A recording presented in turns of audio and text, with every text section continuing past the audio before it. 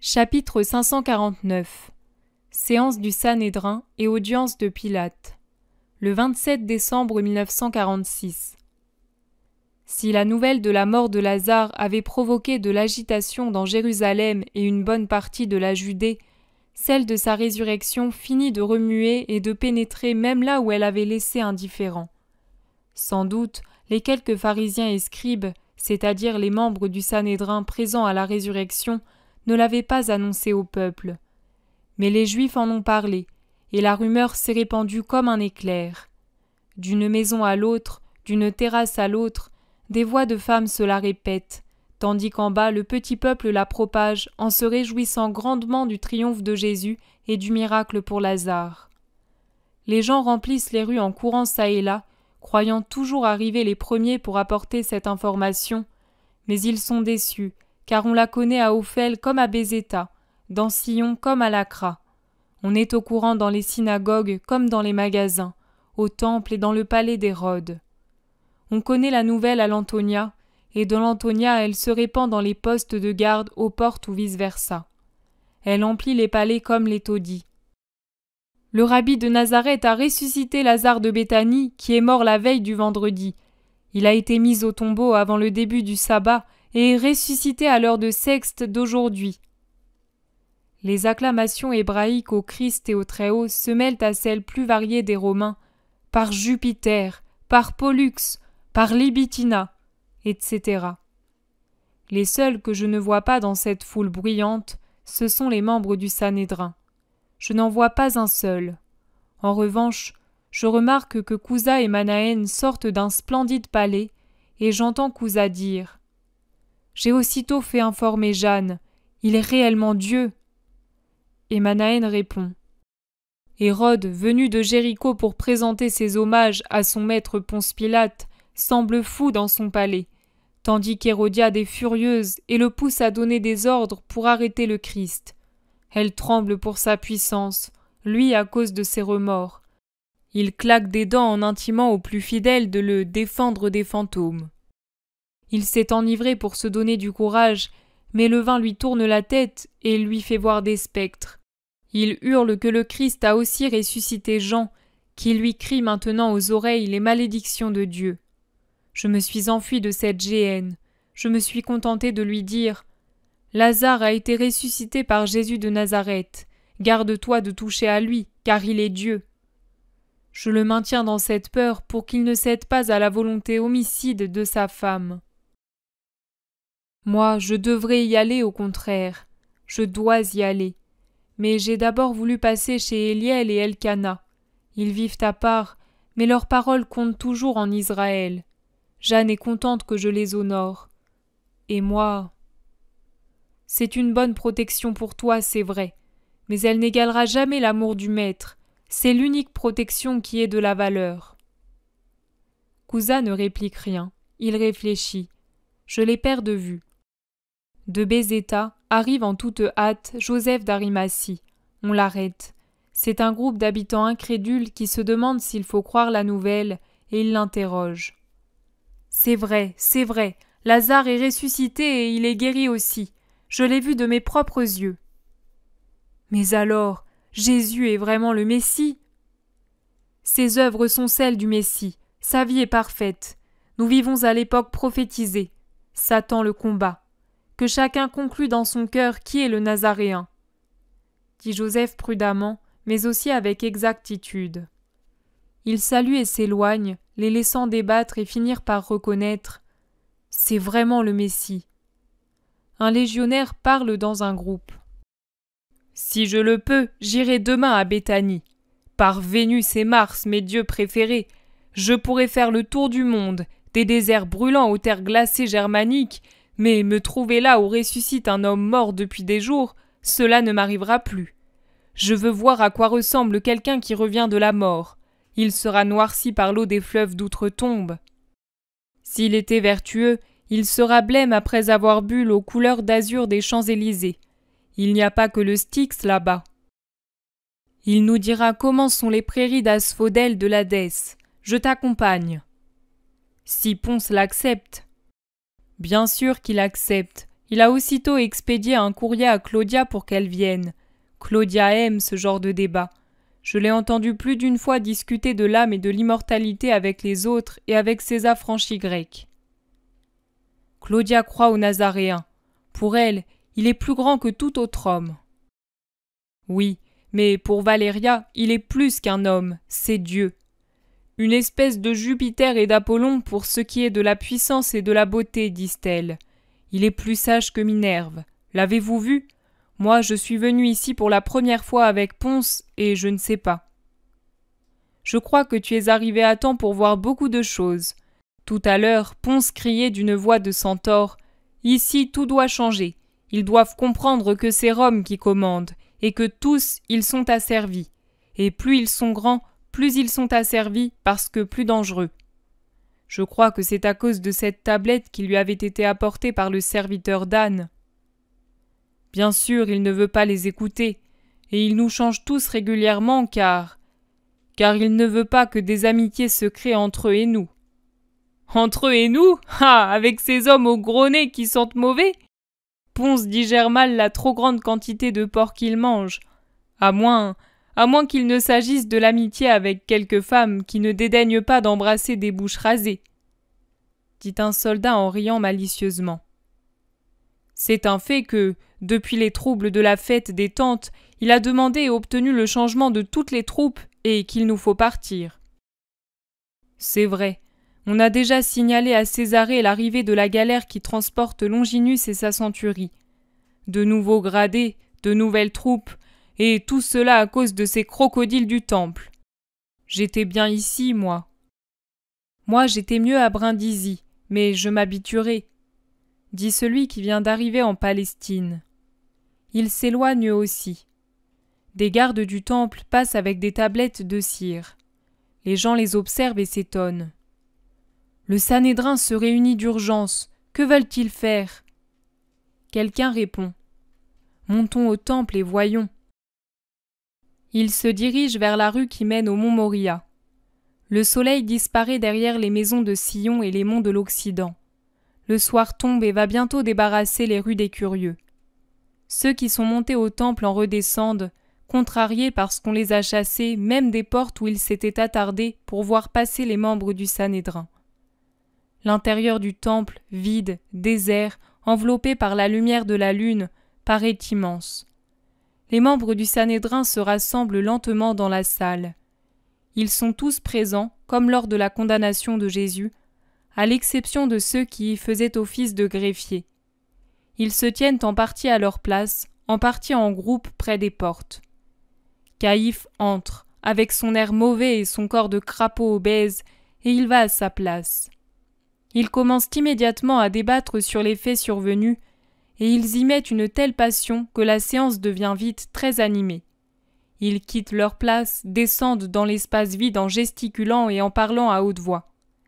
Quelques-uns leur conseillent de garder leur calme et de bien réfléchir avant de prendre des décisions. D'autres répliquent. « Mais n'avez-vous pas entendu ceux qui sont venus ici après None ? Si nous perdons les Juifs les plus influents, à quoi sert-il d'accumuler les accusations ? Plus il vit, et moins on nous croira si nous l'accusons. Or cet événement est indéniable. On ne peut dire à la foule qui a assisté « Vous avez mal vu, c'est une illusion, vous étiez ivre ». Le mort était bien mort, putréfié, décomposé. Il avait été déposé dans un tombeau fermé, bien muré. Le mort était couvert de bandelettes et de baumes depuis plusieurs jours. Il était lié. Et pourtant, il est sorti de sa place. Il est venu tout seul, sans marcher, jusqu'à l'ouverture. Et une fois libéré, il n'était plus mort. Il respirait. Il n'y avait plus de corruption. Alors qu'auparavant, quand il vivait, il était couvert de plaies. Et dès sa mort, il était tout décomposé. Vous avez entendu les Juifs les plus influents, ceux que nous avions poussés là pour les conquérir complètement à notre cause? Ils sont venus nous dire « Pour nous, il est le Messie ». Presque tous sont venus, même le peuple. Et ces maudits Romains pleins de fables, qu'en faites-vous? Pour eux, il est Jupiter Maximus. Alors s'ils se mettent cette idée en tête, ils nous ont fait connaître leurs histoires et cela a été une malédiction. Anathème sur ceux qui ont voulu nous imposer l'hellénisme et qui, par flagornerie, nous ont profanés par des coutumes qui ne sont pas les nôtres. Pourtant, cela sert aussi à notre information, et nous savons que le Romain a vite fait d'abattre et d'élever par des conjurations et des coups d'État. Or, si certains de ces fous s'enthousiasment pour le Nazaréen et le proclament César, et par conséquent divin, qui pourra le toucher? Mais non, qui veux-tu qui fasse cela? Ils se gaussent de lui et de nous. Ces actes ont beau être grands, pour eux il reste un juif, et donc un misérable. La peur te rend stupide, ô fils d'âne. La peur? As-tu entendu comment Ponce Pilate a répondu à l'invitation de mon père? Il est bouleversé, te dis-je, il est bouleversé par l'événement, et il redoute le Nazaréen. Malheureux que nous sommes, cet homme est venu pour notre ruine. Si au moins nous n'y étions pas allés, et si nous n'avions pas presque ordonné au plus puissant des Juifs d'y aller, si Lazare était ressuscité sans témoin, eh bien, qu'est-ce que cela aurait changé? Nous ne pouvions sûrement pas le faire disparaître pour laisser croire qu'il était toujours mort. Non, certes, mais nous pouvions prétendre qu'il s'était agi d'une fausse mort. Des témoins payés pour mentir, on en trouve toujours. Mais pourquoi une telle agitation? Je n'en vois pas la raison. Aurait-il donc provoqué le Sanhédrin et le pontificat? Non, il s'est borné à accomplir un miracle. Il s'est borné? Mais tu es sot ou vendu à lui, Éléazar? N'a-t-il pas provoqué le Sanhédrin et le pontificat? Et que veux-tu de plus? Les gens peuvent dire ce qu'ils veulent, mais je suis du même avis qu'Éléazar. Le Nazaréen n'a fait qu'un miracle. Voilà l'autre qui le défend. Tu n'es plus injuste, Nicodème. Tu n'es plus injuste. Tu agis contre nous, comprends-tu? Plus rien ne convaincra la foule.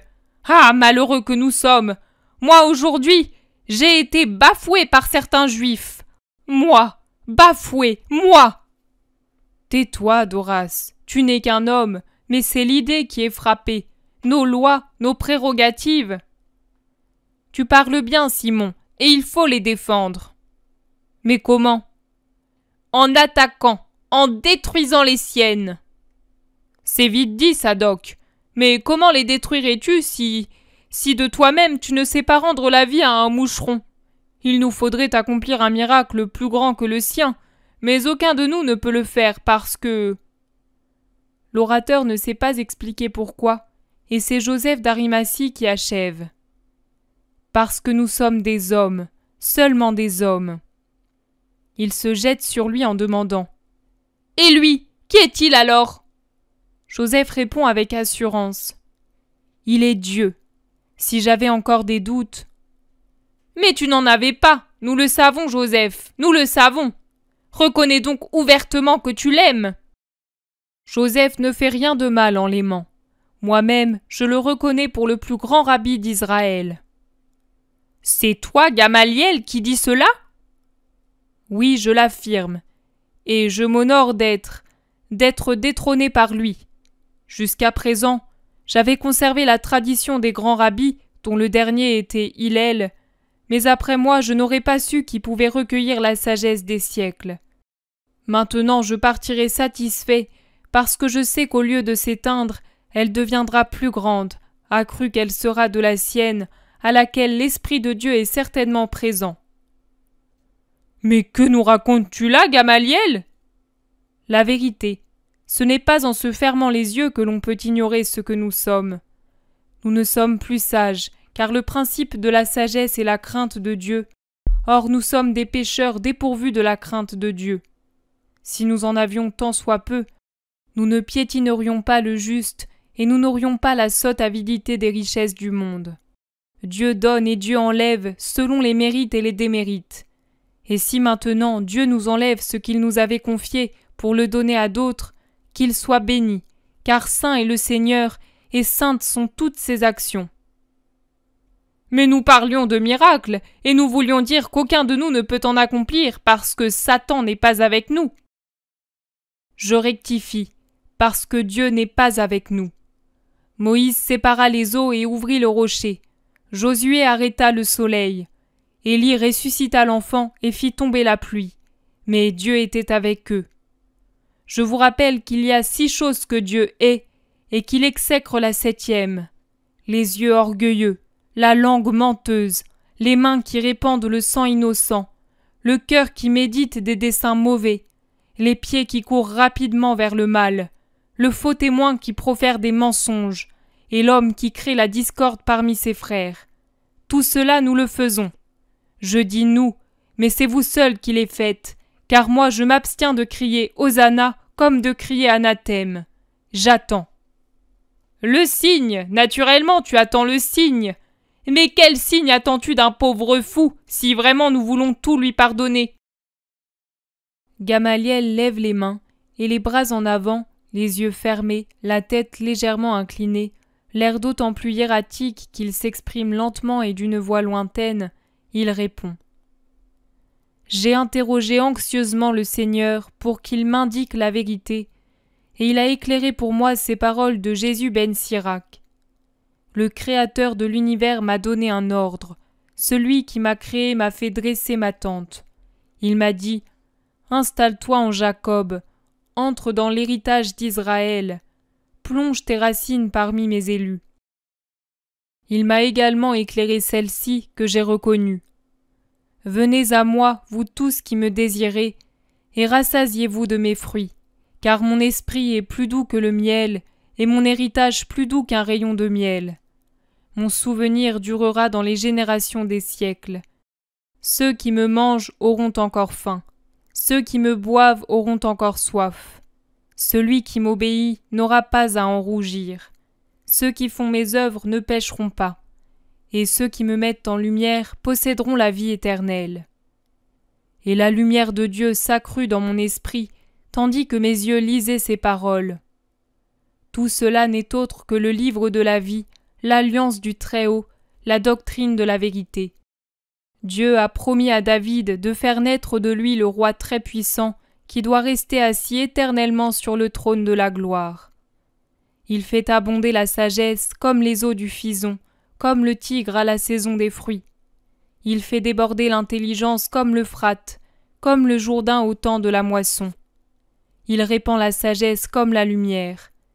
Lui, le premier, l'a parfaitement connu. Voilà les lumières que Dieu m'a données.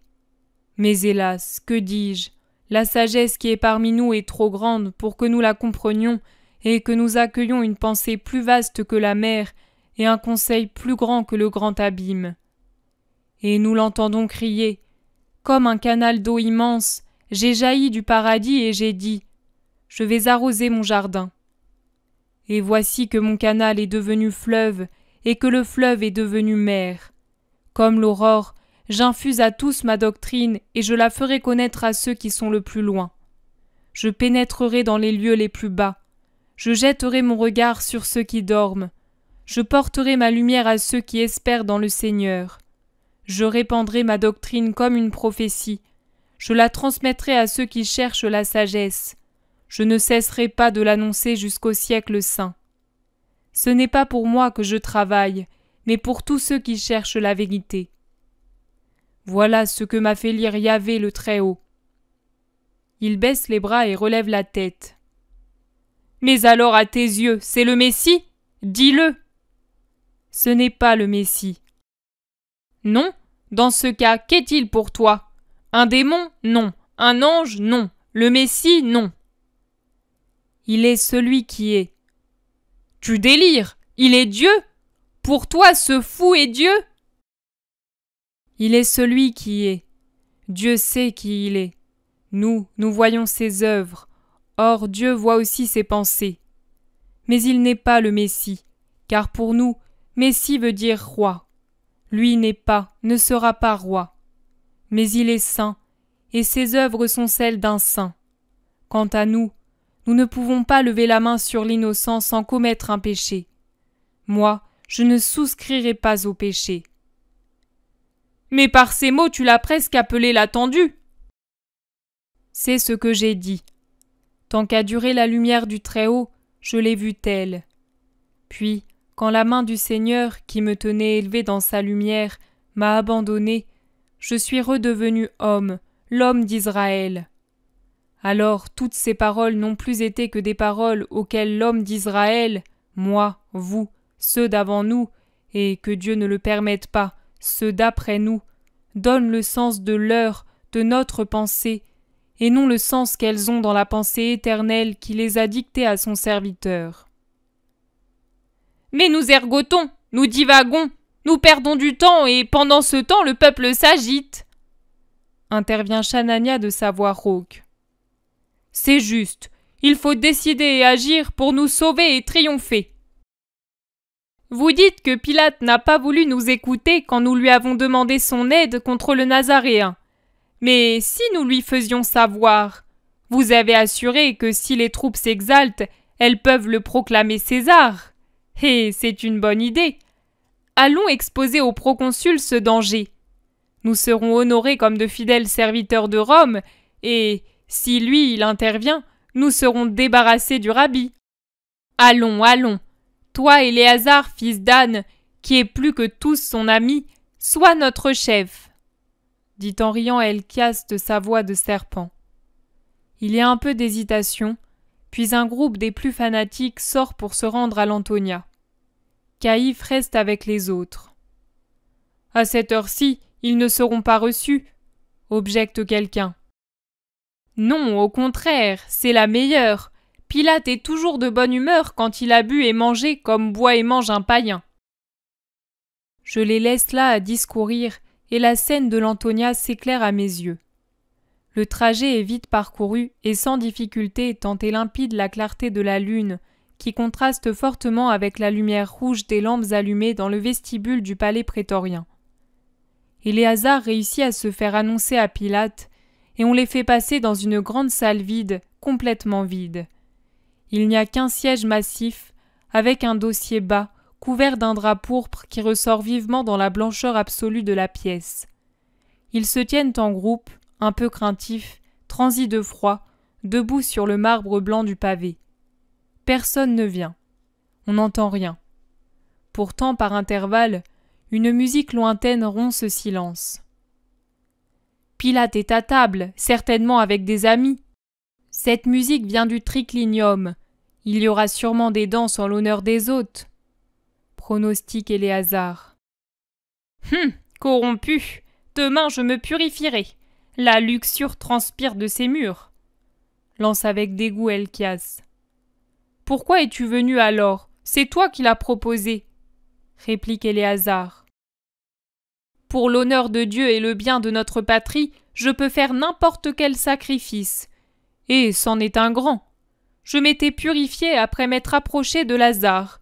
Et maintenant, quelle terrible journée! Pilate ne vient pas. Le temps passe. Éléazar, en habitué de l'endroit, essaie les portes. Elles sont toutes fermées. La crainte s'empare de tous. Des histoires effrayantes reviennent à l'esprit. Ils regrettent d'être venus. Ils se sentent déjà perdus. Enfin, du côté qui leur est opposé, ils se tiennent près de la porte par laquelle ils sont entrés et par conséquent près de l'unique siège de la pièce. Voilà que s'ouvre une porte et qu'entre Pilate. Il porte un vêtement tout blanc comme la salle. Il marche en devisant avec des invités. Tout en riant, il se tourne pour commander à un esclave, qui soulève un rideau de l'autre côté du seuil de la salle, de jeter des essences dans un brasier et d'apporter des parfums et de l'eau pour les mains, puis il ordonne qu'un serviteur vienne avec un miroir et des peignes. Il ne s'occupe pas des Hébreux, c'est comme s'ils n'existaient pas. Ceux-ci ruminent leur colère, mais n'osent pas bouger. Pendant ce temps, on apporte des brasiers, on répand des résines sur le feu, on verse de l'eau parfumée sur les mains des Romains. Le serviteur, par des mouvements adroits, peigne les cheveux selon la mode des riches Romains de l'époque. Les Hébreux sont exaspérés. Les Romains rient entre eux et plaisantent, en lançant de temps à autre un coup d'œil sur le groupe qui attend tout au fond. L'un d'eux murmure quelque chose à Pilate, qui ne s'est jamais retourné pour regarder. Mais celui-ci hausse les épaules avec un geste d'ennui et bat des mains pour appeler un esclave auquel il ordonne à haute voix d'apporter des friandises et de faire entrer les danseuses. Les Hébreux scandalisés frémissent de colère. Pensez à un Helkias obligé de voir des danseuses. Son visage est un poème de souffrance et de haine. Les esclaves arrivent avec toutes sortes de douceurs dans des coupes précieuses, suivies de danseuses couronnées de fleurs et à peine couvertes de voiles si aériens qu'elles semblent être dénudées. Leur corps très blanc transparaît à travers les vêtements vaporeux, teintés de rosé et de bleu clair, quand elles passent devant les brasiers allumés et les nombreuses lampes posées au fond. Les Romains admirent la grâce des corps et des mouvements, et Pilate redemande un pas de danse qui lui a particulièrement plu. Indigné, Helkias, imité par ses compagnons, se tourne vers le mur pour ne pas voir les danseuses volter comme des papillons dans un balancement de parures inconvenantes. Une fois finie cette courte danse, Pilate les congédie en mettant dans la main de chacune une coupe remplie de friandises où il jette nonchalamment un bracelet. Finalement, il daigne se tourner pour regarder les Hébreux et dit à ses amis d'un air ennuyé : « Et maintenant, je vais devoir passer du rêve à la réalité, de la poésie à l'hypocrisie, de la grâce aux ordures de la vie. Quelle misère d'être proconsul! Salut, mes amis, et ayez pitié de moi. » Resté seul, il s'approche à pas lents des Hébreux. Il s'assied, examine ses mains bien soignées et découvre sous un ongle quelque chose qui ne va pas. Il s'en occupe longuement en tirant de son vêtement une fine baguette d'or avec laquelle il remédie au grand dommage d'un ongle imparfait. Enfin, il fait la grâce de tourner lentement la tête. Il ricane à la vue des Juifs encore inclinés servilement et leur lance : « Vous, approchez, et soyez brefs, je n'ai pas de temps à perdre avec des futilités. » Les Hébreux s'avancent dans une attitude toujours servile jusqu'à ce qu'un « Assez, pas trop près » les cloue au sol. « Parlez et redressez-vous, il ne convient qu'à des animaux de rester courbés vers le sol. » Et il rit. Les Hébreux se redressent sous le mépris et se tiennent en bombant le torse. « Alors, parlez. Vous avez absolument voulu venir. Maintenant que vous êtes ici, exprimez-vous. » « Nous voulions te dire, pour autant que nous sachions, nous sommes des serviteurs fidèles de Rome. »« Ah, des serviteurs fidèles de Rome ! Je le ferai savoir au divin César, il s'en réjouira, il en sera heureux. Parlez, farceurs, et faites vite !» Les membres du Sanhédrin encaissent, mais ne bronchent pas. Helkias prend la parole au nom de tous. « Tu dois savoir, ô Ponce, qu'aujourd'hui à Béthanie un homme a été ressuscité. »« Je le sais. C'est pour me dire cela que vous êtes venu. Je le savais depuis plusieurs heures. Il a de la chance de savoir ce que c'est que mourir et ce qu'est l'autre monde. Mais que puis-je y faire si Lazare, fils de Théophile, est revenu à la vie? M'aurait-il apporté un message de l'Hadès ?» Il ironise. « Non, mais sa résurrection est un danger. » Pour lui, certainement. Le danger de devoir mourir de nouveau. Opération peu agréable. Eh bien, que puis-je y faire? Suis-je Jupiter, moi? Un danger, non pour Lazare, mais pour César. Pour? Par tous les dieux, ai-je trop bu? Vous avez dit pour César? Et en quoi Lazare peut-il nuire à César? Vous craignez peut-être que la puanteur de son tombeau puisse corrompre l'air que respire l'empereur? Rassurez-vous, il est trop loin. Il ne s'agit pas de cela, mais Lazare, en ressuscitant, peut faire détrôner l'empereur. Détrôner? Ah, quelle plaisanterie! Ce n'est pas moi qui suis ivre, mais vous. Peut-être l'épouvante vous a-t-elle fait tourner la tête. Voir ressusciter, je suppose que cela peut troubler. Allez, allez au lit prendre un bon temps de repos. Et un bain chaud, bien chaud, salutaire contre les délires. Nous ne délirons pas, Ponce. Nous te disons que, si tu n'y mets pas bon ordre, tu connaîtras des moments difficiles. Tu seras certainement puni, si même tu n'es pas tué par l'usurpateur. D'ici peu, le Nazaréen sera proclamé roi, roi du monde, comprends-tu? Les légionnaires eux-mêmes le feront. Ils sont séduits par le Nazaréen, et l'événement d'aujourd'hui les a exaltés. Quel serviteur de Rome es-tu si tu ne te préoccupes pas de sa paix? Veux-tu donc voir l'Empire bouleversé et divisé à cause de ton inertie? Veux-tu voir Rome vaincue et les enseignes abattues, l'empereur tué, tout détruit? Silence, c'est moi qui parle et je vous dis, vous êtes des fous. Mieux, vous êtes des menteurs, vous êtes des malandrins. Vous mériteriez la mort. Sortez d'ici, hideux serviteurs de vos intérêts, de votre haine, de votre bassesse. Vous êtes esclaves, pas moi. Je suis citoyen romain, et les citoyens romains ne sont assujettis à personne. Je suis le fonctionnaire impérial, et je travaille pour les intérêts de la patrie. Vous en êtes les sujets. Vous êtes sous notre domination. Vous êtes les galériens attachés au banc, et vous frémissez inutilement. Le fouet du chef est sur vous. Le Nazaréen. Vous voudriez que je tue le Nazaréen? Vous voudriez que je l'emprisonne? Par Jupiter! Si pour le salut de Rome et du divin empereur, je devais emprisonner les sujets dangereux ou les tuer, ici où je gouverne, c'est le Nazaréen et ses partisans, eux seuls que je devrais laisser libres et vivants. Allez, dégagez et ne revenez plus jamais devant moi.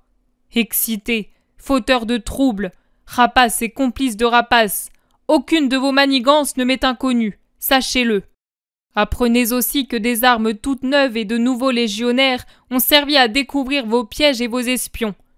Vous criez à cause des impôts romains, mais que vous ont coûté Melchias de Galaad, Jonas de Sictopolis, Philippe de Soko, Jean de Beth-Aven, Joseph de Ramaoth et tous les autres qui vont bientôt être pris?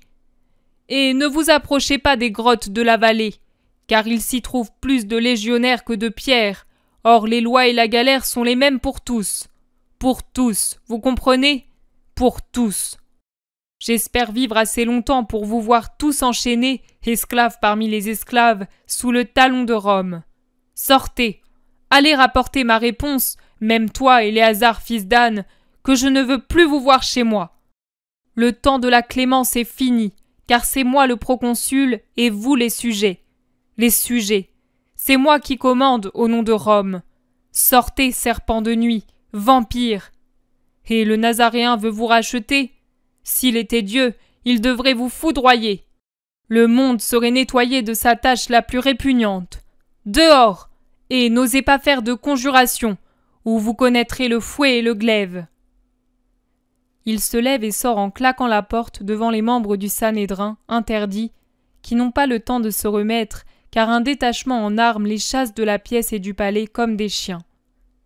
De retour dans la salle du Sanhédrin, il raconte tout. L'agitation est à son comble. La nouvelle de l'arrestation de plusieurs voleurs et débattue dans les grottes pour prendre les autres trouble fortement tous ceux qui sont restés, car plusieurs, lassés d'attendre, sont partis. « Et pourtant, nous ne pouvons pas le laisser faire !» crient des prêtres. « Nous ne pouvons pas le laisser vivre. Lui, il agit.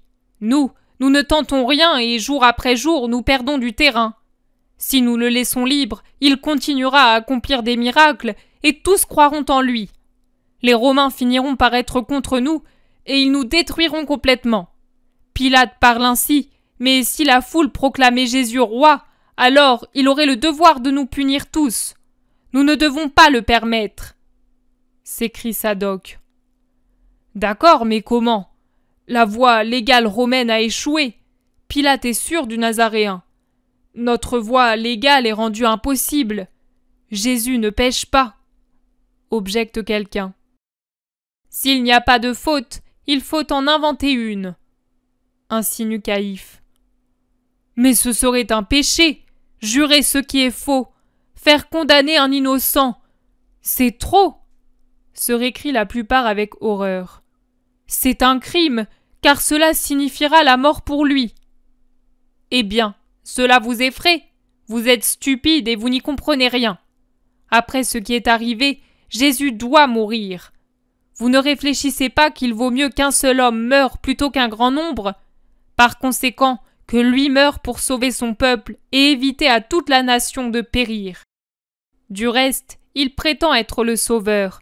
Qu'il se sacrifie donc pour sauver le peuple. Expose Caïphe que sa haine froide et rusée rend particulièrement odieux. Mais Caïphe, réfléchis, lui... J'ai parlé. L'esprit du Seigneur est sur moi, le grand prêtre. Malheur à qui ne respecte pas le pontife d'Israël. Les foudres de Dieu soient sur lui. Nous avons assez attendu, assez discuté. J'ordonne et décrète que quiconque sait où se trouve le Nazaréen vienne dénoncer l'endroit, et anathème sur qui n'obéira pas à ma parole. Mais Anne, objectent certains. Anne m'a dit, tout ce que tu feras sera saint. Levons la séance. Vendredi entre tierce et sexte, soyons tous ici pour délibérer. J'ai dit tous, faites-le savoir aux absents. Et que soient convoqués tous les chefs de famille et de classe, toute l'élite d'Israël. Le Sanhédrin a parlé. Allez.